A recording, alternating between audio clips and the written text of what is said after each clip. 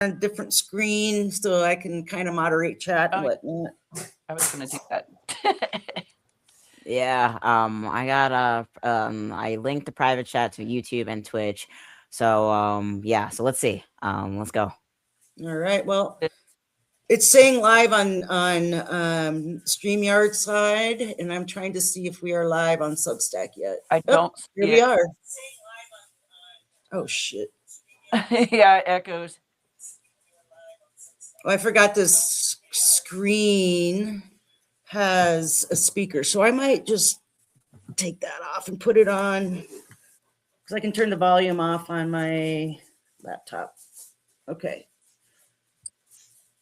I think we're good. I'm opening my Twitch as well. This is actually going to be my first upload to Twitch, and I'm looking forward to this. I'm working on we're working on the back end with the design for so long. Oh my god. Okay, Richard has joined. We've got Narrows in there. Grammy's in.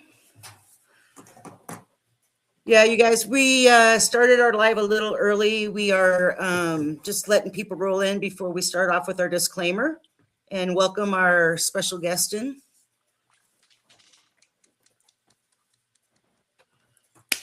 Hello, everyone. Deandro, bees. All right. Let's see.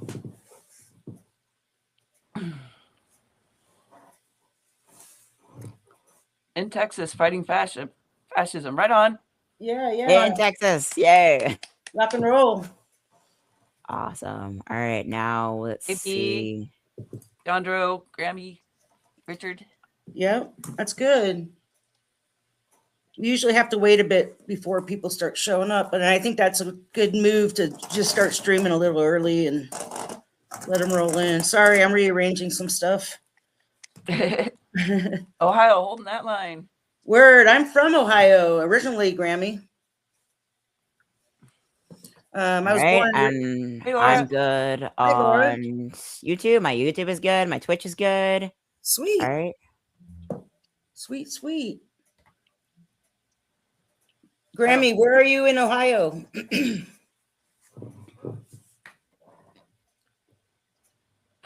Oh, I hate it here. One of the reasons I left 30 years ago. Can you see the chat, Margaret? No. Where is it? You're gonna want to Substack side. You can go to your. I'll put the link to it in the StreamYard chat. You can see the chat, right? Nick G, dude on the couch, welcome in. Okay. Yeah, thanks. Nick G. I saw him. I got into one of his lives the other day, and I dig Nick G. Whew. Let's see if I have a hack here. It's weird because I have to go to the Substack side to see the chat Substack. Yeah, so what I do is I have a StreamYard in one tab, and then Substack like viewership live in the other tab, and then my Twitch creator hub, and then my YouTube creator hub as well. So that's the in that order for the tabs. Yeah, they're in separate tabs, but like I can only view one. Oops, you're here twice, Margaret. What's going on? Okay, so because when there we go. And now you're gone. And now you're the once. neural And sent me that link. I took the link and then it opened up a new window. Gotcha. So I had to come back. There we go. All right. Okay. Waiting for a few more people to get here on the Substack side. I don't need to see the chat. That's okay. Yeah, you're good. We can read it as we go. All right, can you guys. hear me okay? Oh yeah, we can hear you. You can't hear me. I can't hear Margaret. You can't hear Margaret? No? Okay, let me. Oh, your mic's off now. Can you hear me? Guys. No? Oh my God. I messed up. Okay. Oh, you're good. It's all good. It's all good. Okay. All right. I don't know what happened. You there? Can you hear me now? No? Yay! All right, yeah, we're good. We're good. Okay. I should have left well enough alone. Oh, that's Dave is a software engineer. Can you hear me? Yes. Yeah, I can hear you. Can you hear us? But I can't hear you. So I'm going to go out and come back in. Sorry. Okay. Jeez. All right, we got 2 viewers on Twitch. Welcome in. Welcome in.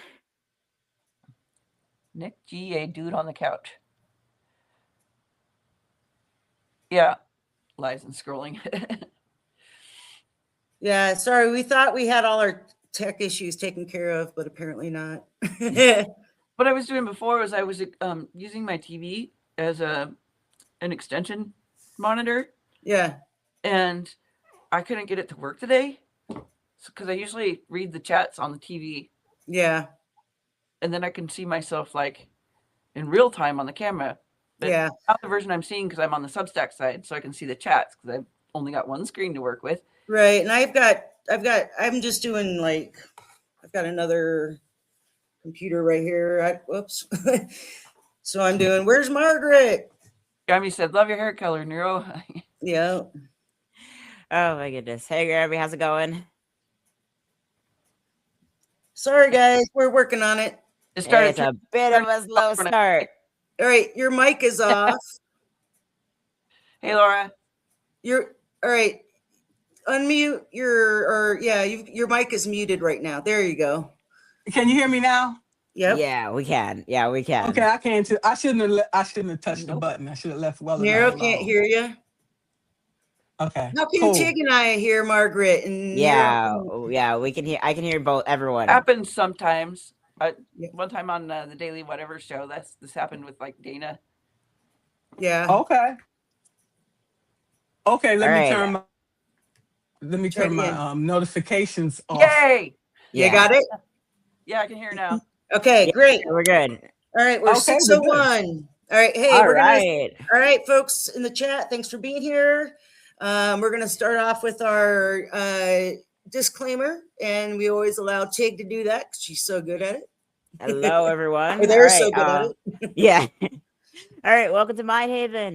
This is our mental health podcast, weekly every Sunday at 8 p.m. Eastern. So you can do the conversions. We'll have that all in the descriptions and everything. Quick disclaimer before we get started. Mind Haven is a roundtable discussion about mental health and how that relates to the world as we know it. We are not licensed professionals. It's not peer group. We're not just here to vent, but we're also just here to have a discussion on what to do about the world and what we can do as ordinary people, just in this crazy transition that we're living through. So any resources you might need, we'll be happy to delegate those to people who are more qualified than us. But this is our experiences with mental health, and this is our experiences just having a discussion. And it's not just a show, but it's also a conversation. So we're always looking for new ways to interact with our viewers and new ways to interact with everyone, our subscribers and followers. So without further ado, let's get started with today's topic. Okay. And tonight we have our very special guest, Margaret Williams. So, Margaret, would you like to introduce yourself? Maybe a lot of people in the chat already know you, but there might be some that don't know who you are. Sure. Margaret Williams. I am the publisher of the Empowered Leader publication on Substack. I recently retired from the Army Corps of Engineers September the 30th last year. Nice. With 39 years of service.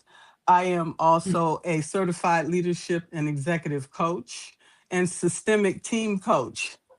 And here we are today. I'm glad to be here. Thank you for the invitation. You're very welcome. Thank you for being here. We're happy to have you. Thank you. All right. Now to get started, Sushi, you want to start with our prompt with today with our special guest, Margaret? Yeah, so our discussion today is going to be talking about racism within the BIPOC communities and how that affects our mental health all the way around. Yeah. So that's kind of going to be our topic tonight. So, all right. Yeah, it's going to be a doozy. It's definitely going to be a doozy. Yeah. Sushi and I yeah. Kind of let so I think I'm going to let you and Tig, you and Margaret can lead off the conversation since you're in the BIPOC community, and we'll go from there. And Nero and I can chime in whenever we feel like we need to have something to say. All right. Focus on the chats in case a racist troll comes in. Yeah, there you go. Yeah. Nero's over there standing guard always. Yeah.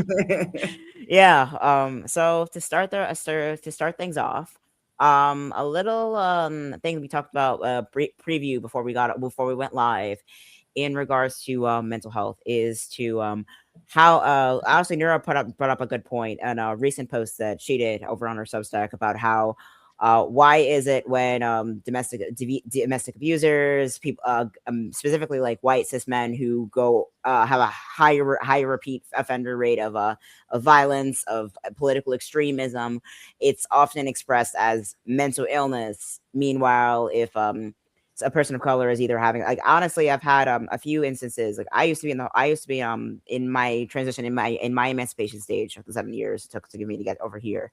I had spent some time crashing in a shelter for a while, and I did see how specifically how mental illness was treated, was viewed, for men of color specifically, for Black men specifically. You have genuine severe cases of like mental illness that is crippling and disabling, they need a lot of external care, and there's honestly no one there to pay for that.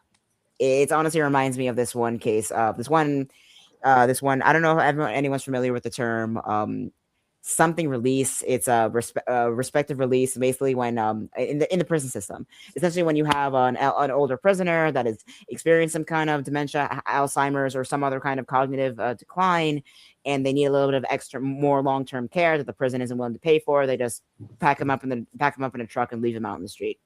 That's a practice that is still very much done, and it's so prevalent that it was even featured in a Orange Is the New Black episode. It's horrific.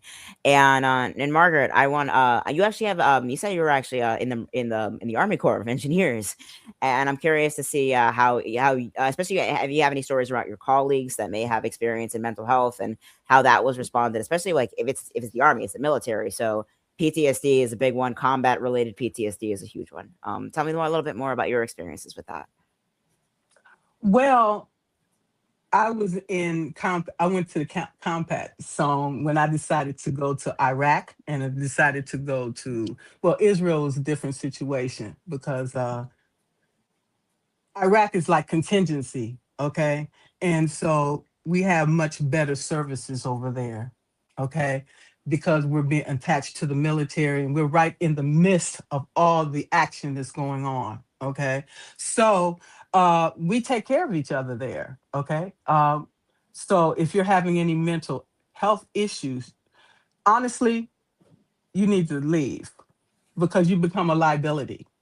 Because if you are not able to respond quickly to a lot of things that's going on, you are a liability and you can't stay, okay? Because we need everybody to be able to make quick decisions when the time comes. You know, if we have incoming coming in, we have to stop everything. We have to get under the desk. We have to, be prepared to try to stay alive while we're over there, okay? Yeah, So because and that we've had generals come in. We have ambushes. And they're always watching. The enemy is always watching and plotting and planning. And if they see any signs of weakness, they're going to play on that. And the U.S. also, okay. And when we're over there, we have to pay for our security. We come with our own security agents, okay, and other private contractors that the military hire, okay. But nevertheless, we in somebody else's country, so we have to pay them as well to help. Like, hey, we need you as like a backup, okay, because you don't want to get caught out there cornered and can't get out. Okay, so right. we work together with the Air Force. We work together with the Marines. We work with everybody, even from other countries. We have this network where we have all the resources and firepower we need to come out alive. Oh, there's going to be casualties, sure, but sacrifice the few to save the many, and that's our mission. Yeah. Yeah, of course. And how long have you been out of the military? How long have you been a classified veteran? Well, no, I've been a civilian. Right. I was never in the actual military. I come hired as a civilian to Oh. to help to get our mission met. Okay, we are doing I do government contracting is what I was doing. So okay, we come in there, we have changes on these specific projects, you know, uh, And so I have to put all this stuff together, sit down and negotiate with the contractor and come up with a fair and reasonable price on how much this additional work is going to cost. Okay. Right. And In the that midst additional of all price, of this stuff going yeah, in on. the midst of all of it. And in terms of the contract work that you've done for the military, how much of it has gone towards mental health care for either vets or anyone who suffered any military-based PTSD? Because even after the fact, it's been a while since Iraq. It's been a long time since, and I can't help but wonder like the impact of that coming into it, and especially regarding like what is your experience with it, especially in like the culture of the military. You were a civilian employee, but in terms of how you were treated, in terms of how any burnout or any kind of that hypervigilance coming into play, how has that impacted your day to day? Today, Yeah. well, I am still processing and I'm still healing from everything that I went through from even my childhood, which was horrendous. Okay. And I'm honestly surprised that I'm still alive. Yeah. Yeah, it's honestly, it's of course, it's a honor. It comes as a surprise when you've come out of all of that. I mean, even like me, like I'm not military. I'm not affiliated with that at all. But even so, the PTSD is still very much real. If you go through several different experiences back to back, where your life is in danger and in a perpetual state of hypervigilance in order to like stay awake. Like I've had to.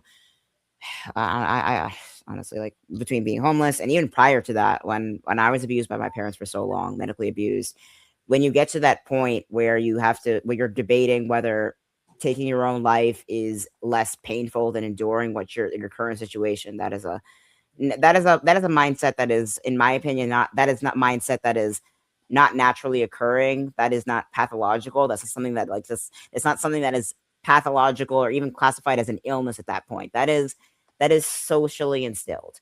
If you are around others like who are either supposed to protect you or around other or either your parents, family, or even colleagues in the military, if you're around others or even around other people that push you into this mindset that you have to debate whether suffering and surviving and the mental anguish and trauma and physical trauma that will come with it is worse than just being done with it and ending it.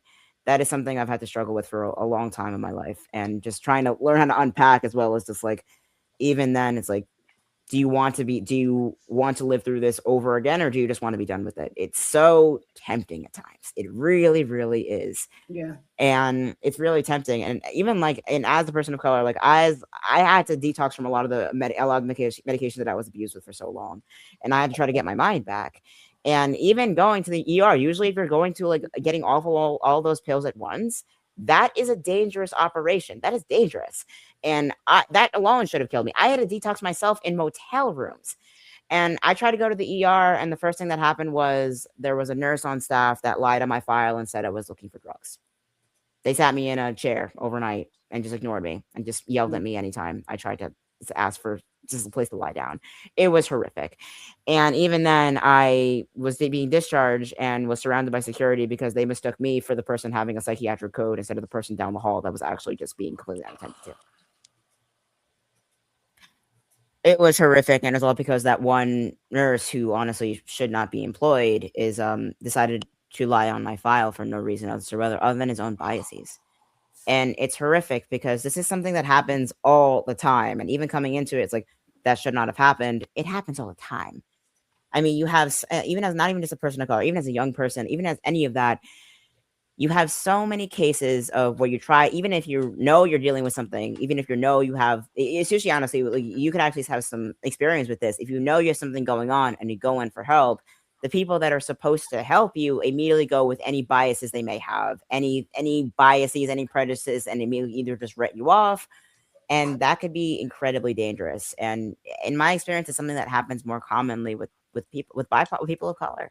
It's something that happens all the time. Even in terms of like in medical abuse, like the amount of, I honestly have a few friends that are in medical school myself that are going through like the residency process, and they're still being taught like by certain professors in med school that black women or black people of color have a higher pain tolerance than white people. Not true. That is still being taught. That is, You're getting a lot of love in the chats, just to let you know. Yeah. that is still very much being taught, and it's horrific. And it's horrific because one, it's bullshit, and two, it's dangerous bullshit. And in terms of like, well, I honestly, I respect Margaret. I respect you a lot too, because like if you're going into that as a liability, but it's like if you're going into it like, okay, you steel yourself, you bite your teeth and grit it. You just deal with it, because no one is going to help you. That's something I've tried to unpack and both grapple with as well, especially when trying to go to college in other ways. It's just like, my experience is that no one is going to, if they believe you, they will ultimately fail you. That anytime you try to, any person who claims to have your best interest at heart will either eventually fail you, or B, use that to justify burying you underground. And it's horrific. You're Go ahead. right. You're right. That's why I know from experience, growing up, there was nobody to come save me. I had to save myself. Okay. Yeah. And so if I have a choice between committing suicide and just going out there and you can shoot me, I'm going to go out there and you can shoot me. I'm not going to commit suicide.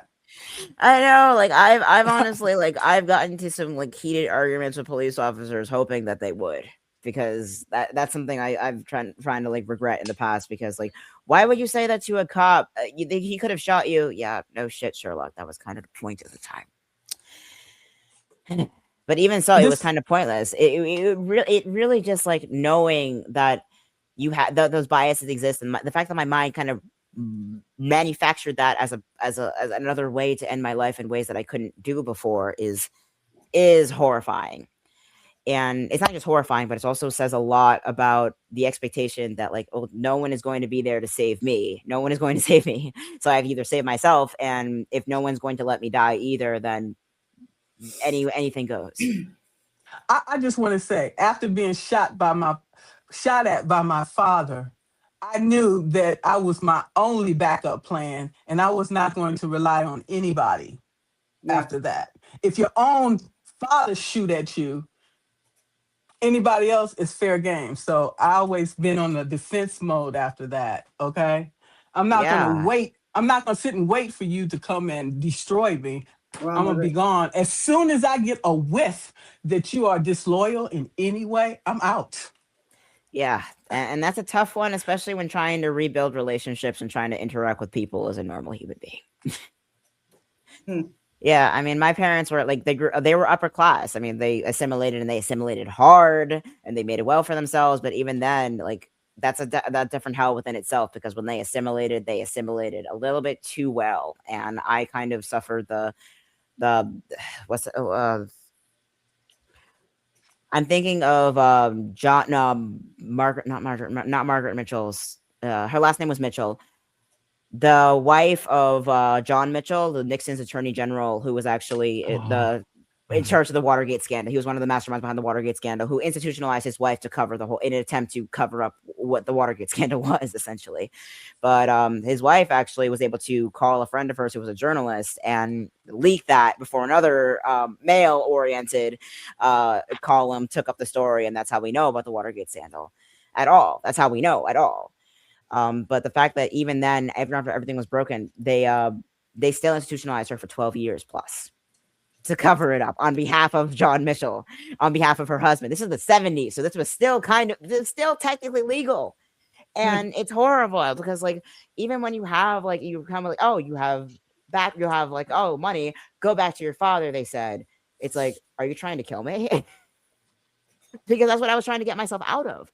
And it's a whole assumption that if you're a person of color, and even then there is the biases among biases, like even like I found sanctuary in the inner city. I found sanctuary in like neighborhoods in southern New York and stuff like that. That's where I am now. Actually, I found sanctuary there from where I came from in upstate, for the upper state, like more suburbia area in New York, and I found sanctuary down here. And there's a lot of women of color that harassed me and almost put my life in danger, because they couldn't understand that suburbia doesn't automatically mean safety. It just makes it easier to get away with shit because of that assumption. And honestly, Sushi, I actually have a question for you in regards to this. Okay. It in terms of like not even just asking for help, and in terms of those preconceived notions. Because you live out in Ohio, you live out in Colorado, and you had that like Midwestern tough, like bitch that fights bears in the forest. Right. Yeah, but Well, I'm not. Yeah, I've always just took care of myself. I never really depended on anyone else but myself. Um, I've always had to carry like multiple jobs just to make sure my bills were paid. And anyway, I guess, with the bipolar 2, that would be like the mania side of it. Like I'm like, I can like hyper focus on things and multitask when I need to. Um, but yeah, like after I dropped out of college in the early 90s, I decided to hit the road and I toured around with like the Grateful Dead. And I met people all over the country. And that was kind of my growing up, hung out with a bunch of hippies and just went and saw live music all the time. And that's I hold dear to me is just that kind of lifestyle. Well, I've got a solid job now that I've been at for 25 years. And once I retire, that I'm going to be a vagabond again. I just enjoy that kind of life. yeah. So, You enjoy being a vagabond, and that is great for you, and that works well for you, honestly. yeah, I'm just a But free spirit, yeah. And honestly, like, did you have a lot of people around you that like, why are you choosing to be a vagabond? That whole like that having that prejudice against the vagabond lifestyle.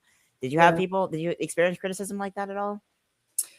Yeah, my parents, they're both educators.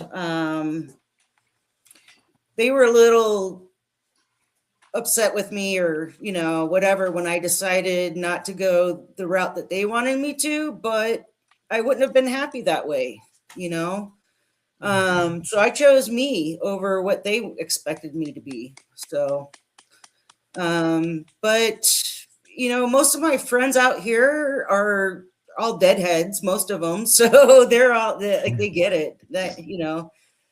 That's how I ended up in Utah originally in 1993. I ended up and I was living in Ohio at that time.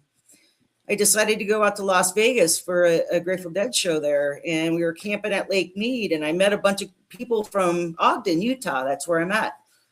And I moved out here permanently in 1995. So, I've been here just over 30 years. And I've never looked back. I just love Utah. I've got the mountains. I snowboard. I ski. I love working with. I work at Utah Schools for Deaf and Blind, so I'm very well versed with people with disabilities. And I also volunteer with Ogden Valley Adaptive Sports, going on snowboarding and skiing lessons, getting those people with that aren't able to enjoy snow sports or like even summer sports. They have program year round. Just to go out and enjoy like recreation that they wouldn't be able to do otherwise. So Yeah, and that's awesome stuff. And I think there is a place for the vagabonds of this world. And I think there's a lot of like, I mean, maybe I'm just like referencing a bygone era of the 80s and the 90s that like, oh, why are you gonna be? It's like maybe I'm just stuck in the 60s references, but even so, there is like I think that a lot of young people like myself are trying to like, well, there's a whole van life movement going on right now. A lot of people my age are going the van life, and that has its drawbacks, and that has its pros, and that has its cons, especially if there's kids involved. yeah. But even then, it's like I got into that stolen car that I kind of was able to work my way out or work my way around a lease and using any level of tricks that I had on my sleeve. And I got in my car, and for the duration of those 4 years, even aside from the detoxing, once I was all out of my system for the most part, I drove to as many state parks in New York State as I could. And it Yeah. was at that moment, I was homeless still. I was living out of my car. I was eating cup noodles and a camping pot that I ordered online through I was able to go through like an Amazon locker at the storage facility that I use for my stuff. And I found a way to make it work. But even then, it was honestly, I was homeless. It sucked, but I was never happier because I was homeless, but I had my autonomy and I had my independence. Yeah. And that was more important to me than anything else.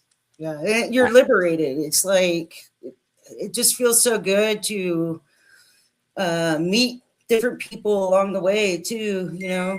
Yeah. So, I honestly never would have found like my found family here in Southern New York, honestly, Mount Vernon. The faculty of the shelter I was crashing at kind of adopted me. And now like they have 4th of July cookouts and holiday parties, the community center there. It's wonderful. And I love everyone that I've met so far. And not everyone, but even then, like I have my found family. I have tons of friends, and even a lot of friends that were in not even the shelter with me, but also like prior to all of that years ago when I was in the mental hospitals and stuff. They reached back out to me, and we found each other again, even after all of it, and we kind of just reconnected. And that's something that's really important to me right now, because like even after everything that happened, I've lost a lot of my friends along the way. Not even just like socially, but like a few friends of mine have passed away in the journey. A few of them didn't make it with me yeah. and with us, and it hurts me to know that I miss them so much.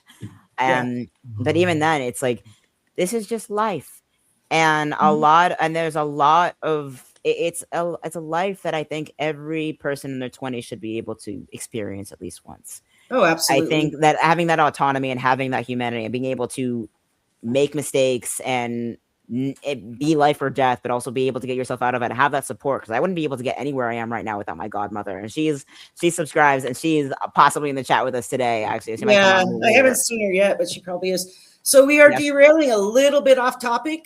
Yeah, we are derailing a little bit off topic, but to pull it back for a second, Yeah, we it's gotta like pull it back in. to pull it back for a second, I think every person should have that opportunity to explore themselves in that regard.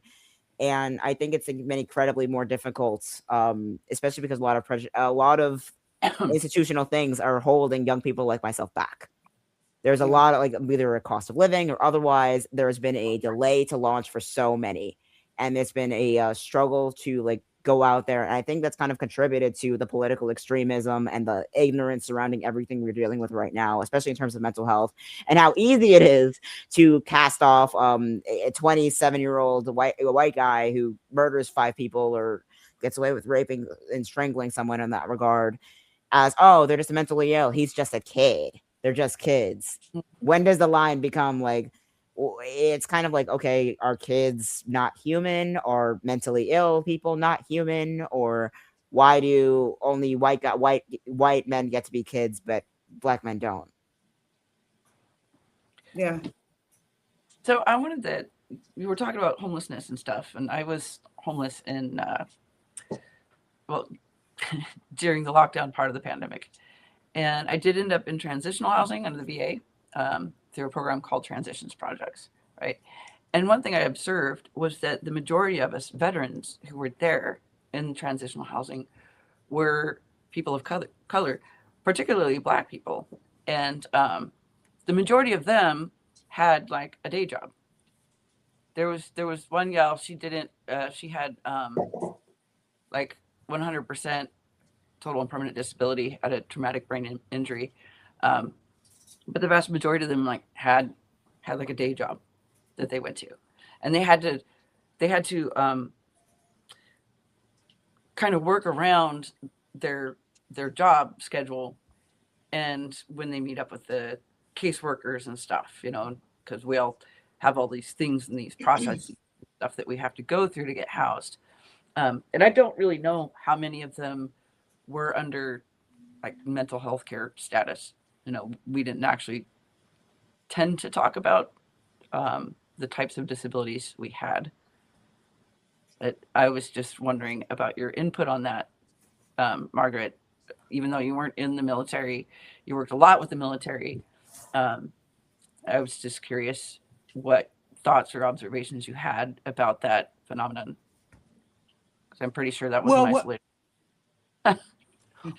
Well, isolated. we have this annual training, and we have military also working within within the Corps of Engineers, and the person at the top is a military officer, but the majority of people are civilians, and they do have protocols in place for they treat us differently. Okay, they treat the military different than they treat the civilians. Okay, it is what it is. I can't worry about that.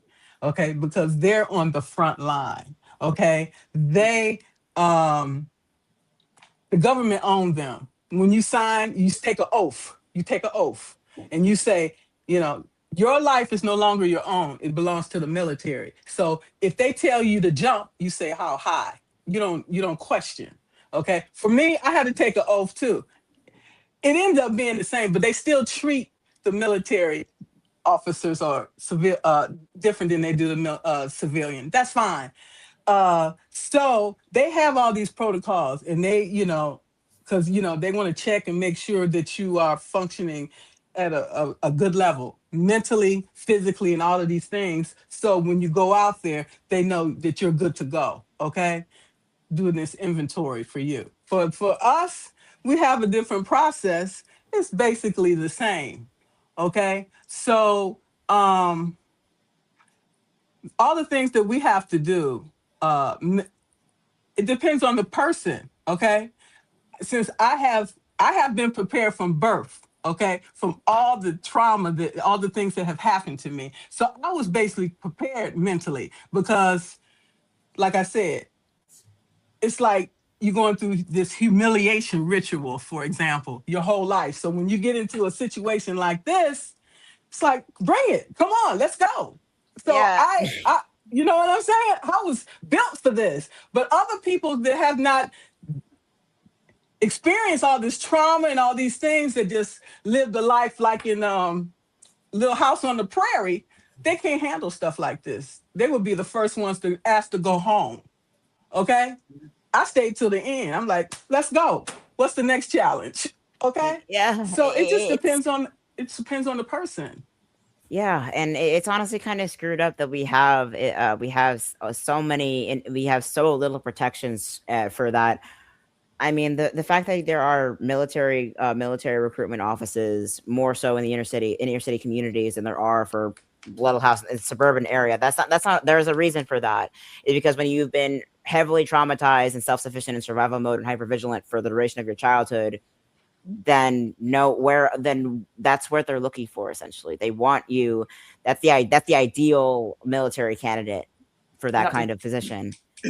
That's ideal, and it's a tough one because even out of the military, like I'm in transitional housing right now. A lot of the guys in my building are former military. They're actually former combat vets. They were in Vietnam, they were in Iraq, the whole 9 yards, and they've been here since early 2000s, and they haven't moved.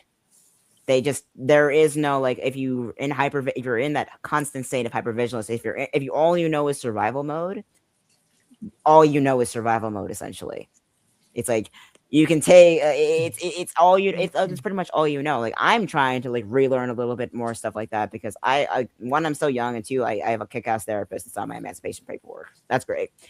But even so, it's like, even with now, like, all my experiences, all my trauma that's brought me up to this point in regards to the current world that we're living in, I'm kind of the ideal candidate for being in the back of house revolution, being in the revolutionary standpoint in terms of the larger world as it is. But I see so many, not just friends, not just people close to me, but are falling apart in this year and next year. And I'm like, okay, what's that? Bring it. That's my thing. Like, bring it. There's nothing anyone could do to me at this point. There is no camp, no psych ward they can do to me at this point that I haven't been forced to suffer through already. And that is the horrific thing out of all of it, is when you feel like when your experiences up until this point are so traumatic to the point where, like, yeah, what else you got there? What like you want to just, there's nothing you could do to me that I haven't been forced to suffer through already. It's like, you go into the military, like, okay, we're gonna do a drill sergeant and stuff like that. We're trying to break you. I'm already broken. So what else you got? And that is a problem. It's a problem. It's a problem. But right now, it can be an asset in terms of high conflict situations. If the American empire is falling apart currently, I mean, it's an asset right now, and that's why people like us, like, we have this background, we have this long-standing experience with situations like this and how to handle things. And even now, we're still learning, and so we're still healing how to do it without killing ourselves in the process. But even then, we're valuable in this current situation. But in times of peace, we don't function well. We really don't. I would argue that some people still don't turn out quite Genocide. so, I don't know, resilient. Yeah.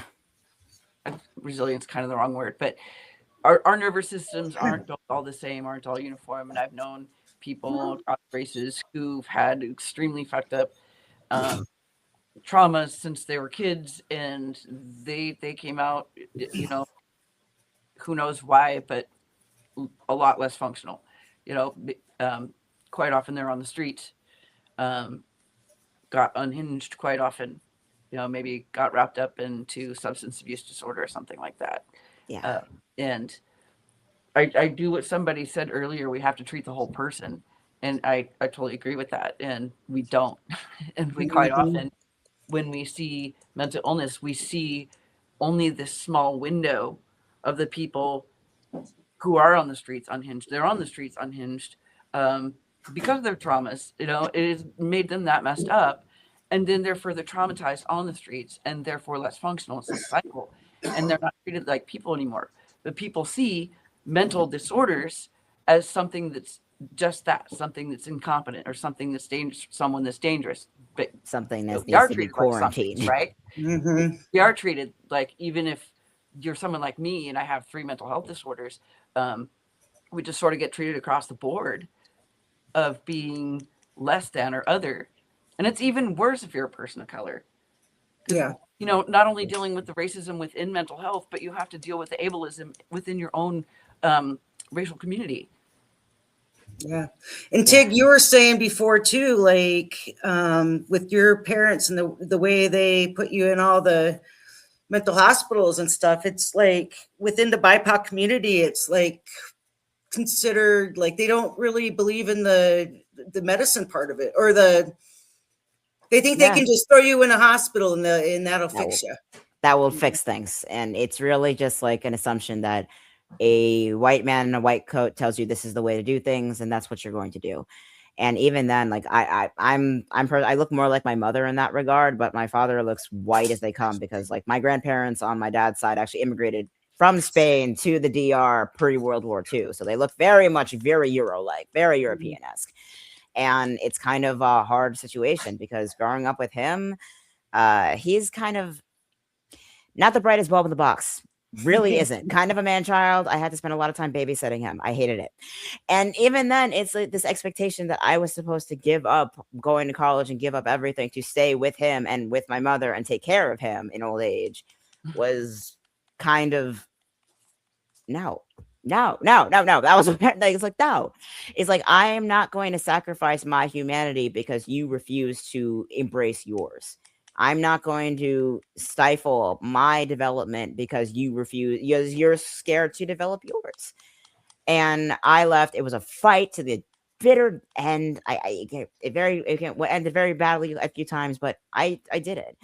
And ultimately, I understand, like, a lot of people my age, even like BIPOC or not, that are struggling with, like, I'm on the autism spectrum. I have my moments. I have my meltdowns. And I have, when things go really well, if things go really, really poorly, I will regress into, like, less productive behaviors. But even then, it's like, that does not make me a child. That does not make me a child to be discarded and pitied and horror. Like, I have been accused, oh, you're looking for sympathy, you're looking for pity, all 9 yards by people 3 years younger than me. And it's not even just like, it's kind of ironic because there is this assumption that, oh, I'm fine, why can't you be fine? It's the assumption that we have no idea what we're fighting with at any point. And the moment I actually feel safe enough to express, like, my story and my background, it's like, holy shit. Tig is stronger than I could ever be. But even then, it's like, I don't take pride in that. I don't like being better than people. That's not how I feel at all. It's this idea of, like, I can do it, why can't you? This idea of self-validation. Like, oh, it's this idea of competitive progress. And I see this a lot now, like, a lot right now on the internet, with trying to rebrand yourself, trying to better yourself. There's this whole online culture, not even just online, but across the board, of trying to improve yourself constantly, being productive, being healthy, being skinny, being not fat, being everything across the board. And it's never enough. It's never enough. And I recognize that now because it was never supposed to be enough. Yeah.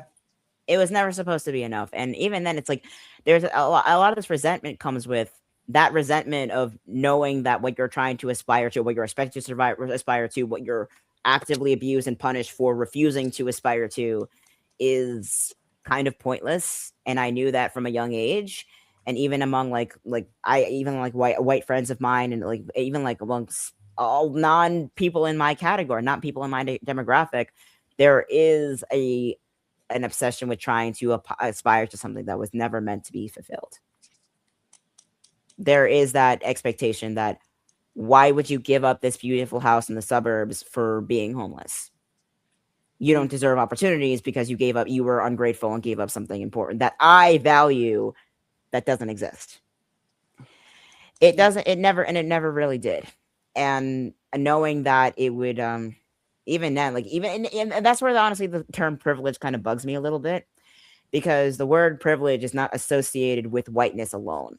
You can if you can be a person of color, you can be any number of demographics and still have a good amount of privilege above your other people in your vicinity. And that is not a moral failing. That is a societal failing. And it's a hard thing to tell the difference between. Yeah, I just feel like, the majority of white people think they are more superior than everyone else, and unfortunately, as a white person, I despise that, I love meeting people of all different walks of life, it's culture. I love it, with respect, Yeah, and it really comes down, and not even, and even among whiteness, or something I've observed, like even with people not outly racist, not outly conservative, like more highly liberal, highly on the left, it's this idea of wanting, it's idea of wanting to be right more than you want to do right. Yeah, or to appear to be good, right? Or they're more concerned about looking racist rather than just not being racist.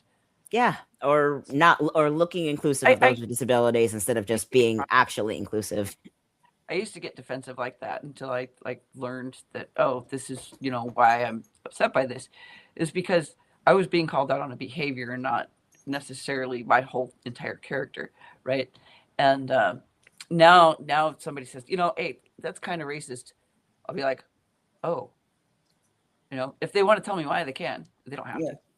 Yeah, it's like, how so? And it's like, even like explaining how like MSG is the whole reason people think MSG is poison is just racist.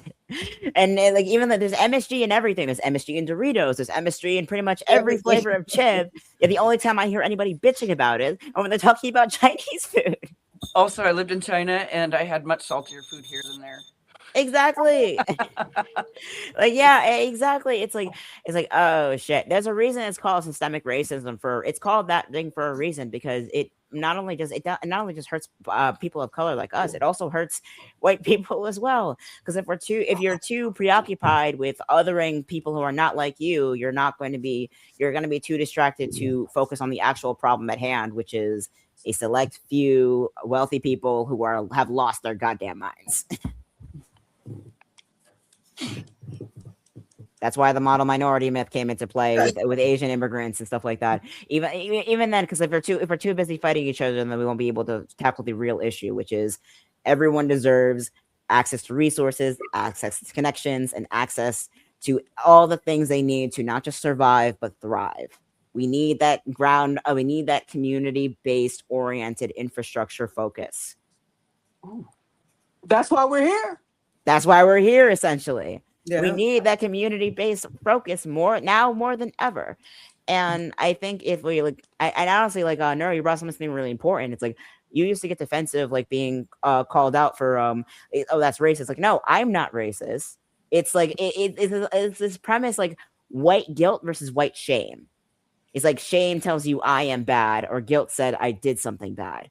like guilt, if you're feeling guilty about something, it's like, okay, I screwed this up. Either I can fix it. If I can't, I hope things heal. And I what can I do to do better in the future? If you're feeling shame, then like, oh my God, I am bad. I am this bad thing. I am this bad person.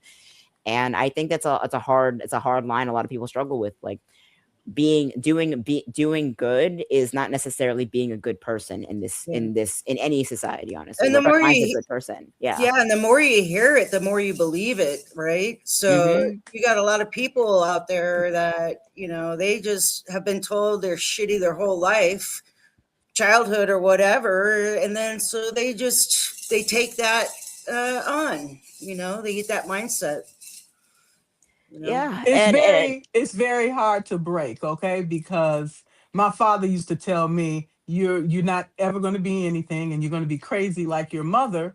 And I still can hear that voice even Yeah, after all these years, yeah, because it's the people that's closest to you. It's the one that damaged us. And so we have to deprogram and reprogram our brain, yeah, keep telling ourselves every day, I am enough. I got this. And I do this every day. Okay. Yeah. We gotta keep doing that. Yeah. Keep And reframing the story. Reframing the story. yeah, and it's honestly an interesting one, because the reason they said that to us is because someone said that to them, and someone said that to their parents. And even then, if you go back far enough, there might have been a reason that they didn't see the damage long term. yeah, There is this thought there's a thought experiment I actually I read about recently. It's called Chesterton's fence. It was an argument for the old school version of conservatism about tradition and whatnot, not fascists that we have to now, but just keep that in mind for a second. Chesterton's fence essentially is that if you're walking down the road, walking down the lane, and you see a fence, you don't know why it's there, you don't know why it was put there, and you don't know who put it there. Do you just smash it and go on your way, or do you explore more information as to why before making a decision whether to remove it or go around it? It's this idea that some fences are there for a reason. If you don't know what it's there for, smashing it may have more long-term consequences than not. There's a reason that red tape exists, essentially. But even then, it's like, all right, if the fence is there to protect sheep from wolves, but the sheep industry died up years ago, then what's the point of the fence? There's no point anymore. I feel like there's a reason that like generational trauma exists, and that traditions exist in tight them to that, because a long time ago, like what traditions and trauma actually came were lessons of the past. They were lessons learned, mistakes that were made, and these traditions or these constant mentalities or these worldviews were constructed by people a long time ago before us to either prevent or protect something that happened a long time ago. But even if that thing no longer applies, it depends on like, well, do you keep the fence or do you break the fence? Or maybe you can only have to destroy the fence outright. You can just dismantle the fence and build something better at it that suits us more to this day. yeah. And generational trauma is that just kind of what we're talking about. Like, dad's dad did that, grandpa's dad did that, great grandpa, great grandpa, you know what I mean? So it just carries through to each generation. And we need to, as we are coming into like these crazy political times, we need to really like make sure we're taking care of ourselves and don't listen to all the negativity, and just be kind, and love your neighbor. Yeah, and I actually had a conversation with a former colleague of mine, and it's like, well, like even if we don't use the terminology for LGBT, we don't like. They were very confused. They were kind of hesitant about talking about. They didn't have a lot of college experience. I'm kind of hesitant in regards to like trans and non-binary and the LGBTQ community and everything that I belong to. I'm trans non-binary myself, but like I'm not sure how I feel about it. But we want to make sure this is an inclusive community for everyone. So how would you go about that? And I said, treat people like human beings. Mm-hmm. Have no tolerance for bullying. Doesn't matter how, doesn't matter who. If you're treating people like shit, they're out of here. That's just the bottom line of it. And you don't need to have a full dictionary or a full Wiktionary or a motivational poster that about all the letters of DEI and what they mean. It's like, all right, that's great, but people are still dying, and your students are still hanging themselves in their dorm rooms because you won't tackle the bullying problem head on. Yeah. And it really comes back to the question of, do you want to do right? Do you want to be right? And even among like a non-conservative community, even among like progressive, like liberal communities, you have these DEI policies that were not implemented well. They were implemented with good intentions, of course, but the implementation is that they're really focused on what makes white people orchestrating these policies feel less worthless about themselves. Yeah. And that's honestly goes into a lot of progressive policies that we've seen. That's where the frustration for the Democratic Party up until this point has come from. It's like a lot of this frustration has come from these policies meant to make white people feel safe. What gun regulation makes white people feel safe? And even if it doesn't tackle the root problems at all, it doesn't tackle the things at hand. People are still getting bullied. They're still being treated like shit. The violence continues because, all right, we have this motivational poster. It's something you point to rather than something you follow.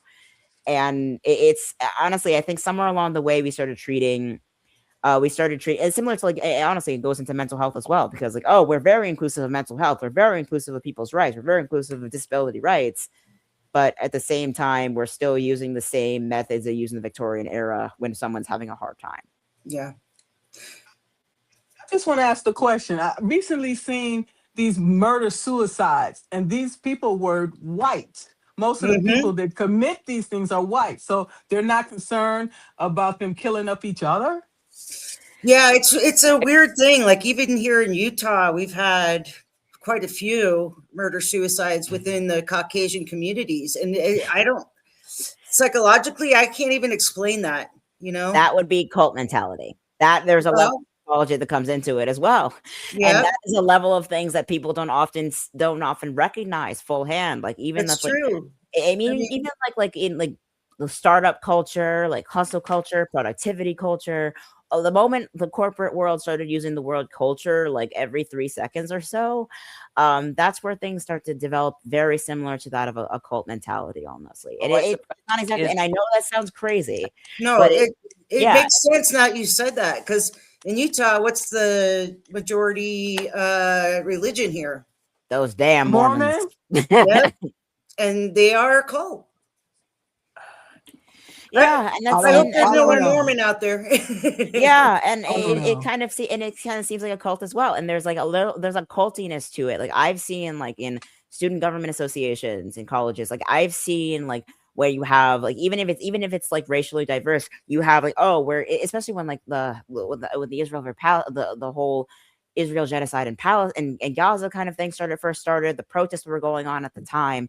And it's like, oh my God, it's like, all right, yeah, this is great, but we are kind of in the middle of our own fascist takeover here. Of course, Gaza is important. Of course, we need to take care of that. But what are we supposed to do about that? We need to get our own shit together first. And there was an immediate turnaround, 5 seconds of silence, and then they immediately were not afraid to start hurling racist, ableist epithets my way. And there was no shame in that at all. And that's honestly something I've noticed with like the dark woke movement as well. It's like they've kind of just stopped trying to pretend that the bigotry is not there, and they're just hurling it in the other direction. And that doesn't solve anything.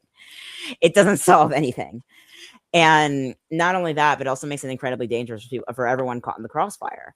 Like right now, we need and even aside from all of that, what I've noticed, it goes back to the cult mentality. And it's like that people see the word cult and they immediately think Satan, like hereditary horror movie kind of shit. But it doesn't always have to be that way. Anytime you have a high control group mentality, where there's like, okay, we have this poster of this is things we don't do. Yeah. But there's things are still happening. Oh, she's frozen. But we don't do it. And that's where you get nowhere. It's like talking to like a Trump supporter in this day and age. It's like when you're trying to like with the video is right there. You can see what happened with your own eyes. It's like that didn't happen. She hit him with his car. The internal bleeding, everything that this and the third. It's like, how do you debate someone on that front? How do you debate someone who believes that what they're seeing with their own eyes is not that? That is a cult, essentially. That is a cult. And how do you explain to someone that bullying is still happening in your community and violence and bigotry is still happening in your community? Nope. Our DEI policy says otherwise. And the more you try to bring it up the issue, then you become the issue. And the more you point out the inconsistencies in the the inconsistencies in the rhetoric, then you become the enemy. You become the other. You become the illegal Enemy number aliens. one. Enemy number one. This, that, and the third. Exactly. And you can't defeat one cult with another. It's going to take a lot more than that. And especially like that's something in regards to mental health that's really important to me, because cult mentality is something that anyone can fall for. You know, it doesn't matter. It's not a matter of intelligence. It's not a matter of illness. You don't have to be predisposed to it. It's not pathological. It isn't always genetic. It's something that any human can fall victim to. It's something that's been all around forever. I just want to say you can't always know up front until sometimes it's too late. Unless you listen to you have to listen to your intuition, and you have to listen to your body, because it'll tell you, beware, something's wrong here. And you need to listen. When you hear that voice, get the hell out of there. Yeah, and they even like in cases like with mood disorders, I'm talking about bipolar and like CPTSD, like the highs and lows and everything. Emotions are not something to be suppressed. They're there. Like you don't take pills to silence your emotions. You can do that to level things out a bit, but of course, but your emotions are survival mechanisms. Though their emotions have another name back in the day. We call them instincts. If you're angry, that means something is wrong. You have that fight mode. If you're upset, if you're sad, like people think, oh, sadness is weakness. No, sadness is encouraging other people to come and support you. That's what it's for. That's what tears are for. So like you have like, oh, men don't cry. It's like, then men don't get supported with anything. And look where there's nothing more beautiful in my eyes than a man that can cry. Yeah, right? Like, yeah. Get rid of that masculinity and just let your guard down. You know, I mean, we all have emotions, you know. Think about it. Men were taught as a child not to cry and to be strong. Yeah. Okay, this is the programming from their parents. Okay? Yeah. So all that stuff has to lay hidden. That's not good. Yeah. No, it's not. It's not good at all. And I think it's like there is this assumption that okay, you can't envelop more of your humanity, because this is not exclusive to men. This is not exclusive to women. This is not exclusive to anyone anywhere along that spectrum. It's not exclusive to white people. It's not exclusive to BIPOC people. It's all just being human. And that's what it really comes down to. We have a lot more in common with each other than we realize. And there's a lot of barriers and a lot of cultural things that don't have to be barriers. They don't have to be fences. Some of them are Chesterton's fences. Some of them don't have to be. But there's a lot we can learn from each other. And I think that's the bottom line, honestly. And I going back to what Neuro said, like white guilt versus white shame, is that the shame is not necessary. If you fall for a cult, that's not a moral failing. It means you fall for a very dangerous individual. It means you're vulnerable. It means you were vulnerable. You were caught in a vulnerable state of your life, and you got swept up by someone who should know better. And the most vulnerable people to cults are the ones who don't think that they are. I consumed a lot of info on cults, and there's this one TED talk where a woman says, no one is immune to cultic thinking. Yeah, no one is immune to propaganda. No one is immune to cultic thinking. Everybody has their vulnerable spots. Absolutely. And the fact that we still blame, like even like there's still videos of blaming the Epstein victims. It's like, you knew better. Why didn't you do something? It's like, why aren't you going after the men who did this to them? Exactly. Yeah. Why aren't you going after the leaders who did this? Why aren't you going after the administrators who allowed bullying and abuse to happen on their watch? Like, to the point they blame the victims and don't do anything about the perpetrators. You know, the more you point to the more you point out the obvious, the more you become the problem. And that's not a left versus right thing. That's just an across the board problem. That's why victims stay silent. When you say, I've been raped, I've been victimized, I've been harassed, you become the perpetrator. Yeah. Mm-hmm. And when people what did you do to like you get questioned, well, what did you do to bring this on, essentially? Like, even on like school shooters, like you have your standard archetype for people who commit these kinds of mass violence, people who fall for these political extremist murder suicide behaviors. And it's ultimately what it comes down to is human beings will always resort to chaos and violence when they feel like they're out of all other options. When the right way doesn't work, chaos always will. Yeah. When you have nowhere else to go, that's where you're going to turn. And of course, the people that get hurt and the people that die as a result of that, it's always a tragedy. Should be held accountable, but it doesn't solve the problem. Justice is not a You long solution. you have to recognize if you back somebody in the corner, they're coming out of that corner. Yeah. Okay. There's only so many times you can knock someone down before they get back up and with a vengeance and not care if they live or die or not. Yeah. Okay, we're at the top of the hour. Does anyone have one last thought that you'd like to share? Well, let's tell people how they can find Margaret. Oh yeah, Margaret, plug yourself. Let people know.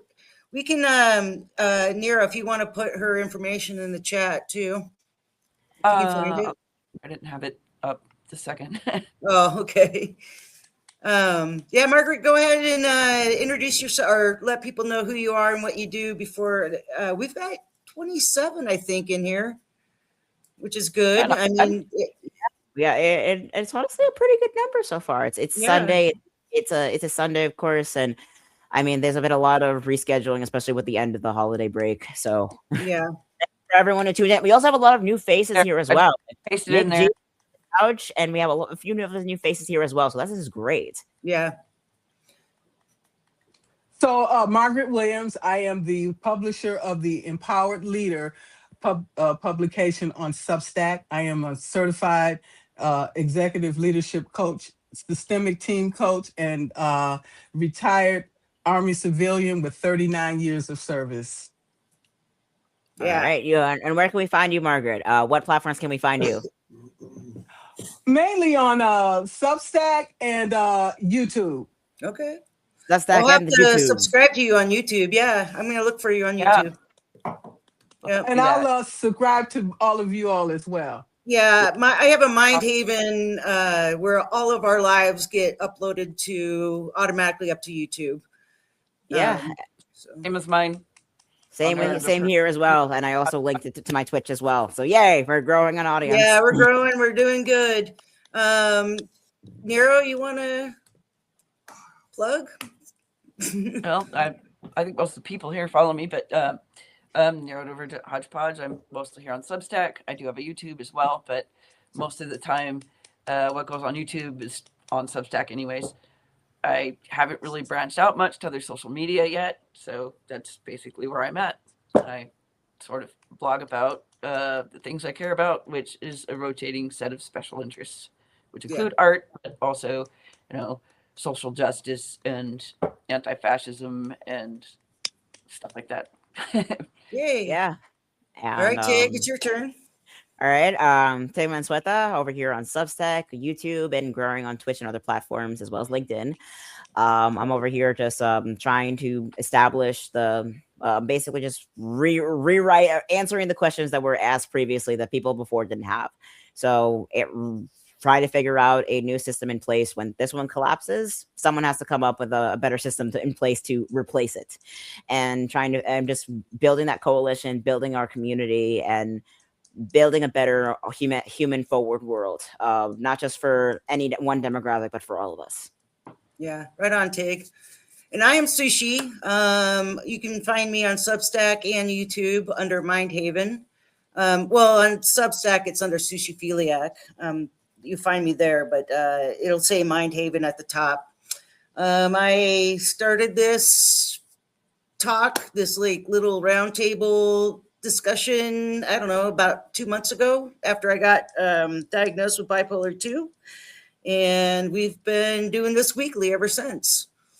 So I hope you guys enjoyed what we had to say today. Every week it's a different topic. We tend to just, feed off of each other and let the conversation ride. Yeah, and we're always looking for new special guests. Thank you so much for joining us, Margaret. Yes, we're always looking for new guests to add new perspectives. Yeah, I've seen you live several times, and I wanted to bring you in and meet you. So thank you. It was an honor. Thank you all. Yeah. And if you're in the chat and you want to join this one weekend or whatever, it's always on Sundays. Send any of us a DM, Nero, Tig, or myself. Let us know, and we can get you in. So, All right. We also have a few other projects coming down the pipeline. A Yep. new podcast on my front, premiering February 6th, and we'll see you there. Thank you for joining us. All right. See ya. Love you. Love you too. All right. Bye. Bye. Bye.